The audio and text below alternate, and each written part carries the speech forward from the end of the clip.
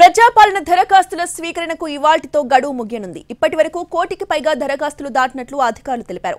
ఇవాళ ఆఖరి రోజు కావడంతో పెద్ద సంఖ్యలో దరఖాస్తులు వస్తాయని అంచనా వేస్తున్నారు. దీంతో ప్రత్యేకంగా ఏర్పాట్లు చేస్తున్నారు. ఇక ప్రత్యేకంగా మరికొన్ని కౌంటర్లను కూడా ఏర్పాటు చేశారు. అభయహస్తం పేరిట 6 గ్యారెంటీలకు దరఖాస్తులు స్వీకరిస్తోంది ప్రభుత్వం. డిసెంబర్ 28 నుంచి ప్రారంభం. ఇక ఈ కార్యక్రమం ఇవాల్టితో ముగియబోతోంది. కీలకమైన పథకాలకు సంబంధించి దరఖాస్తులను స్వీకరిస్తుండటంతో భారీగా అప్లికేషన్లు వస్తున్నాయి. నిన్నటికి 1,8,94,000 అప్లికేషన్లు వచ్చినట్లుగా అధికారులు చెబుతున్నారు. ఇప్పుడు దరఖాస్తు చేసుకోలేని వారు మళ్లీ 4 నెలల తర్వాత చేసుకోవాల్సి ఉంటుందని అన్నారు.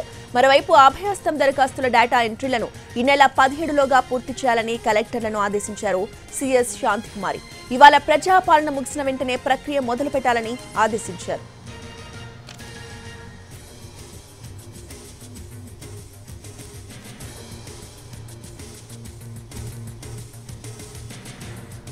ప్రజాపాలన దరఖాస్తుల స్వీకరణకి ఇవాల్టితో గడువు ముగిపోతోంది. ఇప్పటికే కోటికి పైగా దరఖాస్తులు దాటినట్లుగా తెలిపారు.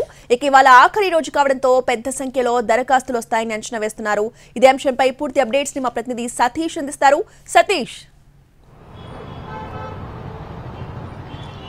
ఎస్ రోజా, తెలంగాణలో ప్రజాపాలన అభయహస్తం గ్యారంటీల దరఖాస్తుల స్వీకరణ కార్యక్రమం కొనసాగుతుంది.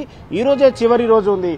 ఇటు జిహెచ్ఎంసీ పరిధితో పాటుగా హైదరాబాద్ శివారు ప్రాంతాల్లో, అదేవిధంగా తెలంగాణలో ఉన్నటువంటి చాలా కేంద్రాల్లో ఈ ప్రజాపాలనకు సంబంధించినటువంటి అభయహస్తం గ్యారంటీల దరఖాస్తుల స్వీకరణ కార్యక్రమం కొనసాగుతుంది. మహాలక్ష్మి, రైతు భరోసా, గృహజ్యోతి, చేయూత, అదేవిధంగా ఇందిరమ్మ ఇండ్లకు సంబంధించినటువంటి లబ్ధిదారులు లబ్ధి పొందాలనుకునేటటువంటి వాళ్ళందరూ కూడా వాళ్ళు అప్లికేషన్స్ పెట్టాలని చెప్పడం జరిగింది.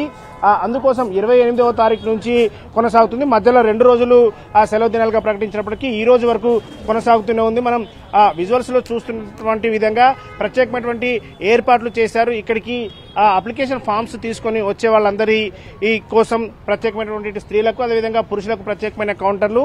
అయితే ఇక్కడ అభయహస్తం ఈ గ్యారంటీలు కాకుండా మిగతా కొంతమంది రేషన్ కార్డులకు సంబంధించి కూడా ఇక్కడికి వస్తున్నారు. మిగతా సమస్యలకు సంబంధించి వచ్చేటటువంటి వాళ్ళందరికీ కూడా ఇక్కడ అప్లికేషన్ తీసుకుంటున్నారు. అప్లికేషన్ తీసుకున్న తర్వాత రిసీవ్ చేసుకున్నట్టుగా కూడా ఈ విధంగా రిసీవ్ చేసుకున్నటువంటి స్లిప్స్ ను కూడా ఇక్కడ ఇస్తున్నటువంటి వాళ్ళని చూద్దాం. కొంతమంది ఇక్కడికి వచ్చే వాళ్ళను వాళ్ళతో మాట్లాడదాం. దేనికోసం మీరు అప్లై చేశారు, ఏంటి మేడం? సో నేను సిలిండర్ పథకం కోసం వచ్చానండి, ఆ సపోర్ట్ కోసము. అండ్ ఇక్కడ రేషన్ కార్డ్ నాకు ఇంకా లేదు, రీసెంట్గా షిఫ్ట్ అయ్యాను.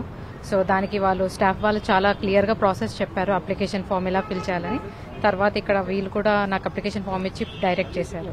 అది ప్రధానంగా ఈ రోజు వరకు లాస్ట్ డేట్ ఉంది కాబట్టి చాలా ఎక్కువ మంది వస్తారని ఊహించారు, కానీ చాలా చోట్ల మాత్రం ఎక్కువ మంది రావట్లేదు. ఎందుకంటే మొదటి 3-4 రోజులు చాలా రష్ ఎక్కువగా కనిపించినప్పుడు కూడా చివరి రోజుల్లో రష్ ఎక్కువగా కనిపించట్లేదు, చాలా తక్కువగానే ఉందని రష్ అని చెప్తున్నారు. సాయంత్రం 6 గంటల వరకు ఉన్నప్పుడు కూడా ఇంకా సమయం కూడా పెంచుతామని అధికారులు అంటున్నారు. జిహెచ్ఎంసీ సిబ్బంది ఉన్నారు. ఎన్ని గంటల వరకు ఇది ఈ రోజు క్లోజింగ్ టైం ఉంది? ఎన్ని గంటల వరకు? 6 వరకు ఉన్నది. ఇవాళ సాయంత్రం 6 వరకు ఉన్నది క్లోజింగ్ డే. ఎన్ని అప్లికేషన్స్ వస్తున్నాయి రోజు? ఒకవేళ రేపటి నుంచి అప్లై చేసే వాళ్ళు ఎక్కడికి వెళ్ళాలి? మా మెంబర్ ఆఫీస్కి వెళ్ళాలండి.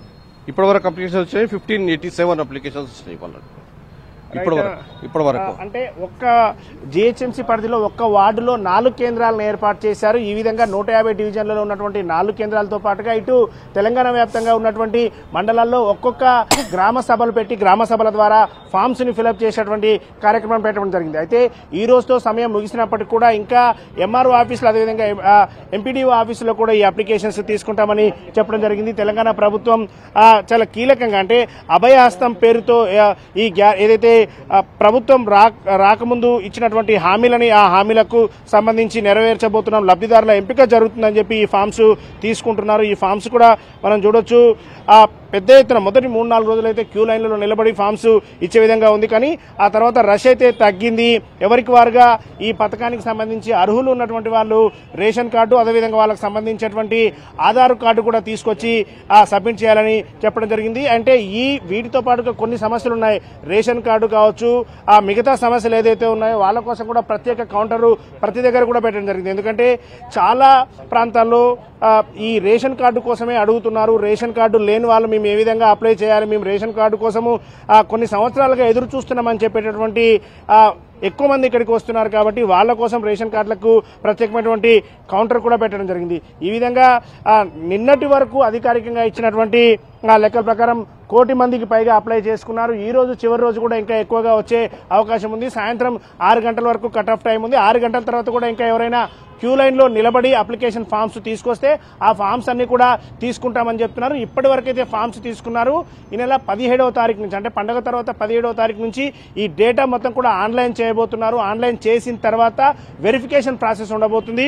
ఇక్కడ ఇచ్చినటువంటి అడ్రస్లకి వాళ్ళు ఇంటి దగ్గరికి వెళ్లి అధికారులందరూ కూడా వెరిఫికేషన్ చేయబోతున్నారు. వాళ్ళు దీనికి లబ్ధిదారులుగా వీళ్ళు అర్హులు అవుతారా లేదా అనేది ఆ వెరిఫికేషన్ చేసిన తర్వాత డిసైడ్ అయ్యే అవకాశం ఉంది. ప్రస్తుతానికైతే అభయహస్తానికి సంబంధించినటువంటి ఈ గ్యారంటీ స్కీమ్ల దరఖాస్తుల స్వీకరణ కార్యక్రమం ఈ రోజుతో ముగియబోతోంది.